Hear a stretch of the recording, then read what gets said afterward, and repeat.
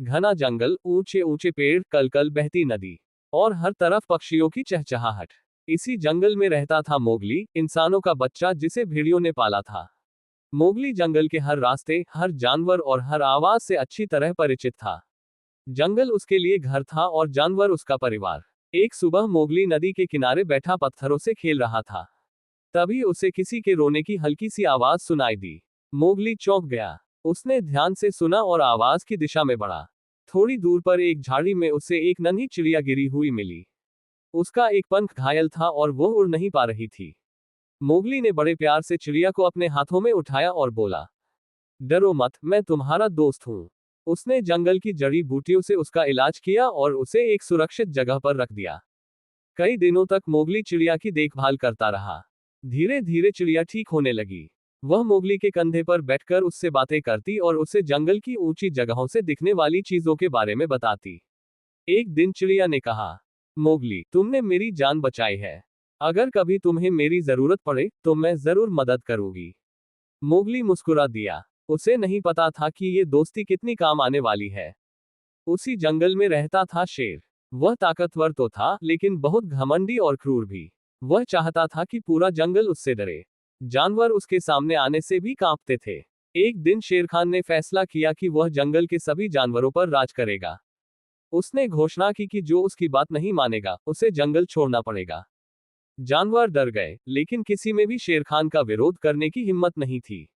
Mowgli को ये बात बिल्कुल पसंद नहीं आई। उसने कहा, जंगल सबका है, किसी एक का नहीं। लेकिन शेर खान बहुत शक्तिशाली था।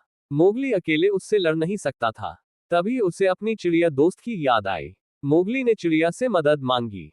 चिड़िया जंगल के ऊपर ऊंचा उड़ गई और दूर दूर तक देखा। उसने देखा कि शेर खान एक गुफा के पास आराम कर रहा है और उसके आसपास कोई नहीं है। चिड़िया ने जंगल के सभी जानवरों को एक संदेश दिया कि वे एकजुट हो। हाथी, भालू, हिरण, बंदर सब इकट्ठा हो गए। चिड़िया ने ऊपर से शेर खान की हर हरकत पर नजर रखी और मोगली को संकेत देती रही। जब शेर खान ने जानवरों पर हमला करने की कोशिश की तो हाथियों ने रास्ता रोक लिया, बंदरों ने पेड़ों से आवाजें की और भालुओं ने जमीन पर जोर से पैर पटके। चारों ओर से आवाजें सुनकर शेर खान घबरा गया। मोगली आगे बढ़ा और बोला, शेर खान, ताकत का मतलब डर फैलाना नहीं होता। असली राजा वही होता है जो सबकी रक्षा करे। शेर खान पहली बार चुप हो गया। उसे समझ आ गया कि अकेला वह पूरे जंगल का सामना नहीं कर सकता। शर्मिंदा होकर उसने जंगल छोड़ने का फैसला किया। जंगल में फिर से शांति लौट आई। सभी जानवर खुश थे। उन्होंने मोगली और नन्ही चिड़िया का धन्यवाद किया। उस दिन जंगल ने एक बात सीखी, एकता और दोस्ती सबसे बड़ी ताकत होती है। मोगली नदी के किनारे बैठा था और चिड़िया उसके कंधे पर। सूरज ढल रहा था और जंगल सुनहरी रोशनी में नहा रहा था। मोगली मुस्कुराया, क्योंकि उसे पता था कि जब तक दोस्त साथ हैं, जंगल हमेशा सुरक्षित रहेगा। कहानी का संदेश, दोस्ती, दया और एकता से बड़ी कोई ताकत नहीं होती।